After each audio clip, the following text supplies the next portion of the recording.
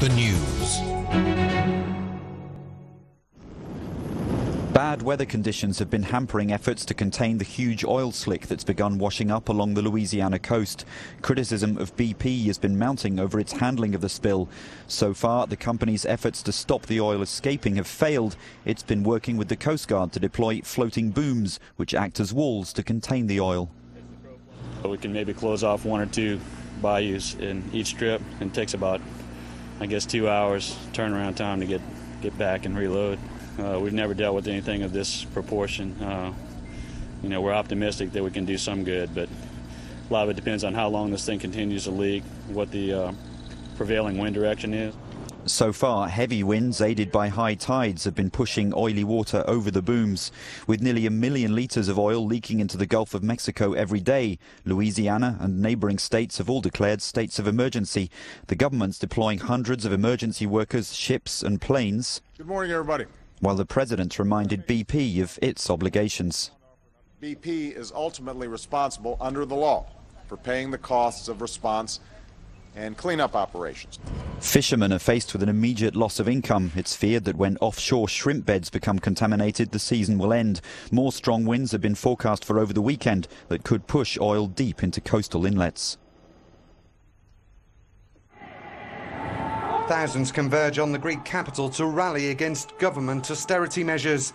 The mass May Day protests in Athens have been called ahead of a multi-billion-euro bailout by the EU and IMF, expected this weekend.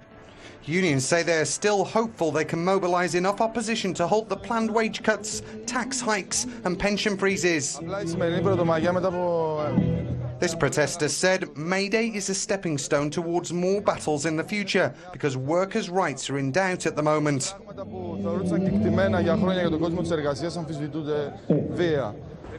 After a torrid week on the financial markets that threatened not only to destroy the Greek economy but also the euro, Prime Minister George Papandreou warned the rescue deal is a matter of national survival.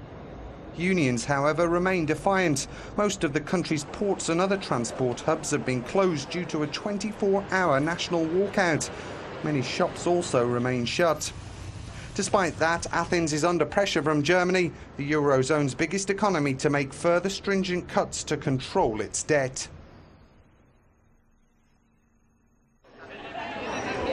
In Spain and Portugal, there are fears the Greek tragedy will spread. The unemployment rate in Spain has risen above 20% for the first time since 1997. More than 36% of young Spaniards aged between 20 and 24 have no work. Those about to hit the job market are worried.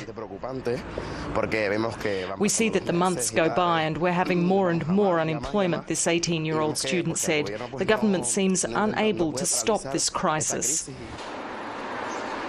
In Lisbon too, university students express similar fears. Portugal's unemployment rate last year was over 9.5%, the highest it's been in 3 decades, and it continues to rise. Well, it's kind of frightening, I think, but, well, you know, we just can't waste much time thinking about that and being afraid, because it's not, probably will get crazy. Although analysts hope the worst of the crisis is over, for these students the struggle has just begun as they face climbing competition for increasingly elusive jobs.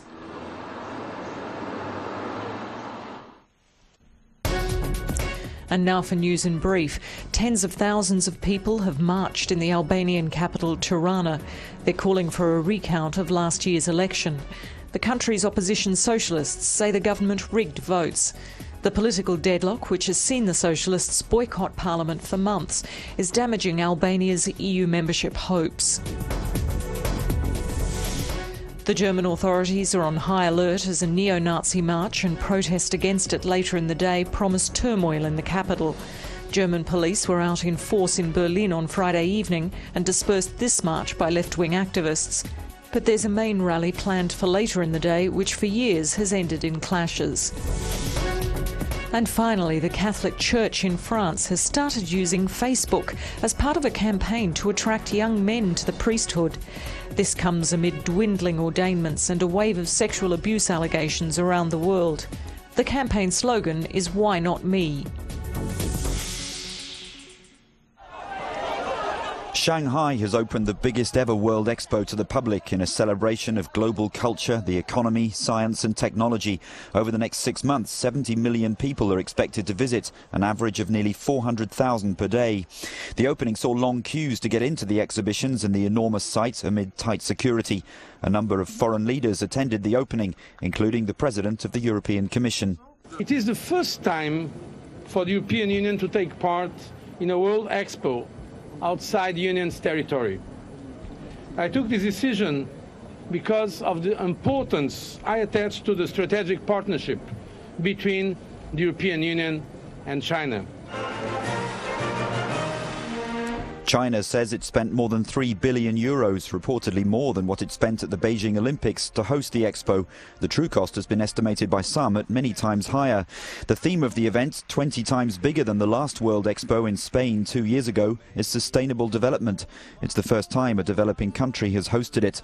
Many countries have spent huge sums on their own individual sites, but some national pavilions are said not to be ready, and there have been complaints of a crackdown on dissent.